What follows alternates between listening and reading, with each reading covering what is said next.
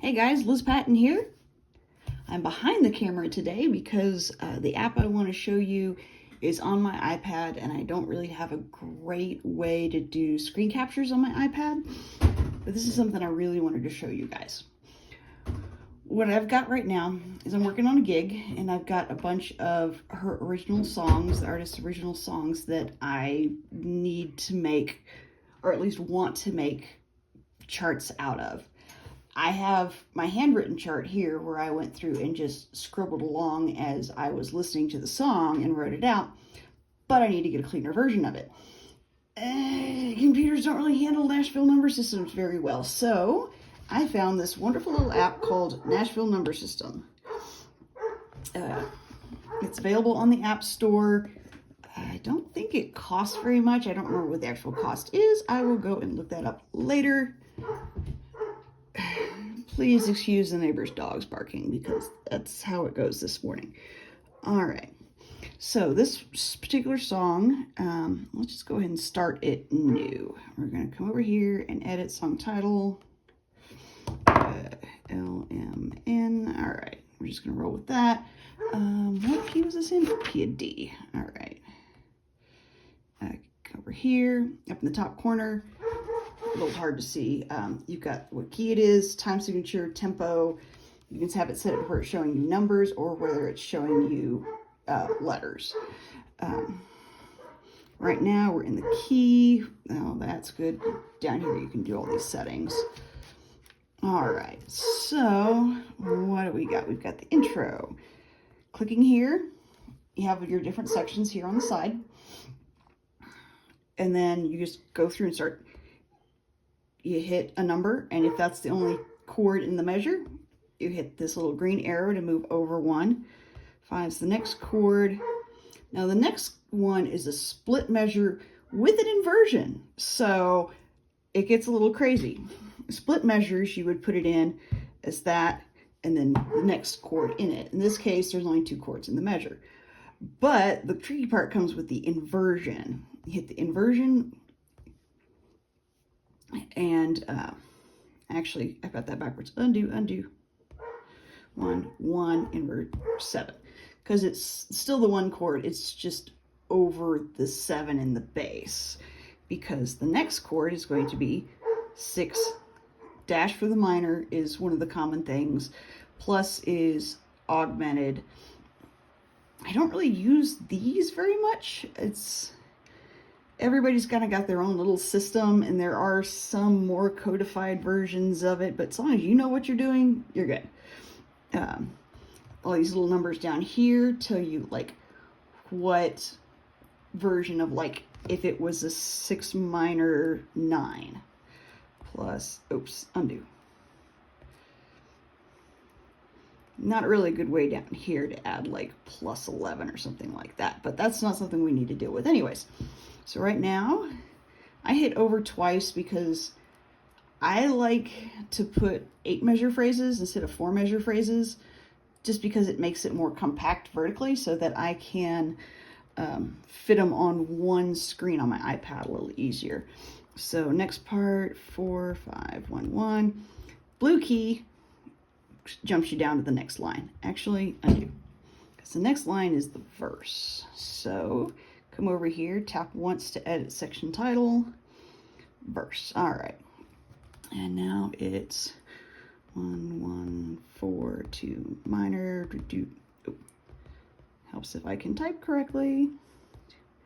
Minor. Space. 1 6 minor 2. If you need it to be a major, you just don't add anything to it. Every chord is just assumed to be major in Nashville Number System because it makes life a lot easier later on. All right. And if I'd gone through and done something like 1 1 2 minor, undo 2 minor, but oh, wait a second, I missed the 4 over here. The yellow key allows you to add a chord before, insert a chord before whatever you were on. Click back on the chord I need to be on. 1 5 1 1. we have a new section. Tap, edit section title, chorus. And you can type in whatever you want to for those for the section titles, but most of the pre-sorted ones work well enough. So chorus, 4, 5, 1, 1, 7 again, 6 minor. And there isn't really a good way to like just copy just a section of chords in this app yet. It's a pretty small dev team, so it takes them a little while to get some of the updates through. I've done enough programming to understand that sometimes it's a pain in the butt to get things that seem instinctive to actually function on the back end. So for what it is, really handy little app. All right, second part, 4 bars is 2, 4, 5. It's the other way around, so it's 6 minor, 1 over 7, 1. So it's a walk up, do do do. And then, okay, I see. I've got my own little like hand scratch code. So the quote marks generally mean to ditto for whatever was above it. And occasionally I actually remember that. Next line. So we've got 4, 5, 1, 1, 7, 6 minor. Next one's a little different. It's 4, 5, 1, 1. All right, cool. So next bit is V2. All right. First. Now, depending on what you're trying to do and how familiar you are, how easy it is for you to read charts, if you're making it for you, if you're making it for someone else. For myself, as often as not, I'll just leave it as the letter and just know to go read this section.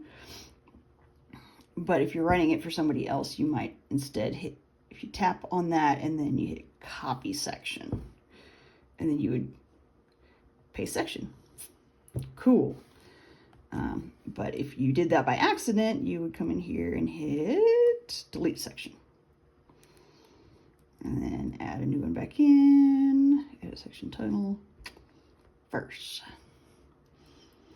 Then I have chorus, nothing funky going on there. Solo is...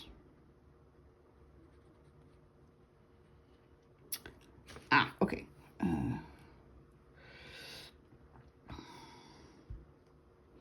Solo is 4, 5, 6 minor, 1, 4, 5, 6 minor, 1. It's basically a simplified version, kind of a chorus.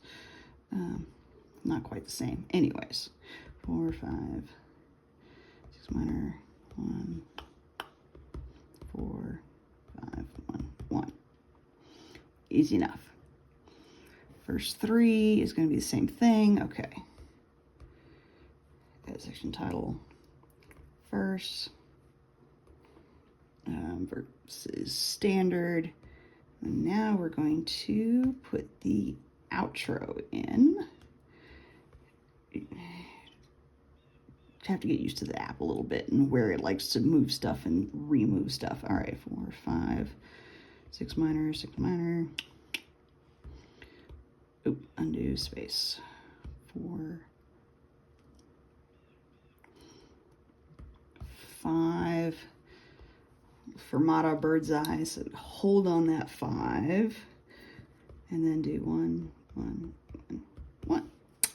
Done. Now again on this one, okay, there's not too bad. So now if I wanted to make notes on this, I can come up here to this and use whatever fingers, pens, whatever you've got, undo, to scribble on it. So put in that it's 16th Shuffle.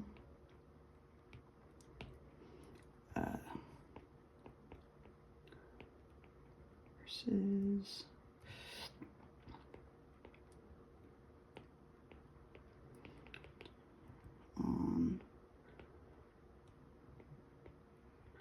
CH, and then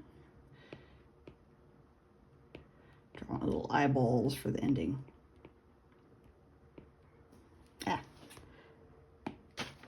Try and get creative and draw a little nose on that. There we go. Watch the ending. And boom, done. I can pick different colors. So if I wanted to make some notes of, hey, like this one is J bass instead of the upright. Easy enough. Done. And then you can export it as a Nashville Number System file. So if someone else has the app, they can drop it into their app. I generally do it as a PDF. And we're going to save to files. Not using that, iCloud. There we go. Now I can save it in my file with my PDFs. Awesome.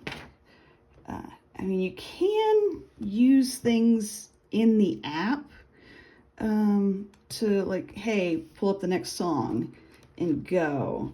And it works okay. I'm more comfortable with, let me show you how I do this, Fourscore. It's another app that minimal cost to buy the app.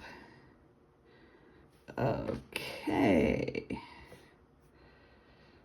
Go away. Yes, yes, yes. Go away.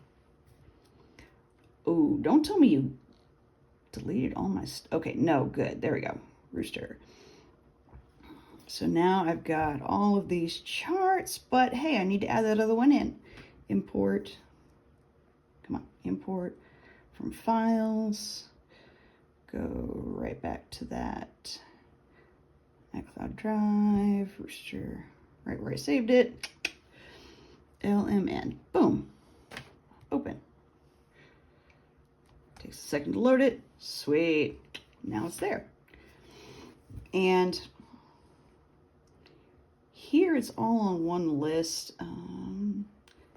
Here I have a set list. I can add to it the element because that's been there. Cool.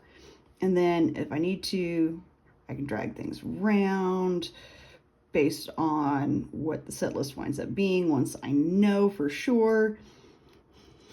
And once you get that edited, close it and then go to a gig and just next song, next song, next song, next song. I have a little music stand, iPad holder that fits onto a mic stand. I use a music stand base. I just take the top off of it. That's what she said. I need more caffeine. But I hope this gives you guys some ideas of how you can do number charts pretty darn easy. Make stuff that's easy to read so you're not having to necessarily read completely your own hand scratch, because I know my handwriting is could be better. Awesome. If you guys have any questions, drop them down in the comments below. I'm always looking for more ideas for things to make videos of, questions to answer, because some things make perfect sense to me and make zero sense to anybody else. Subscribe, hit the bell, all the cliche things that make YouTube algorithms work, and I'll see you next time. Bye.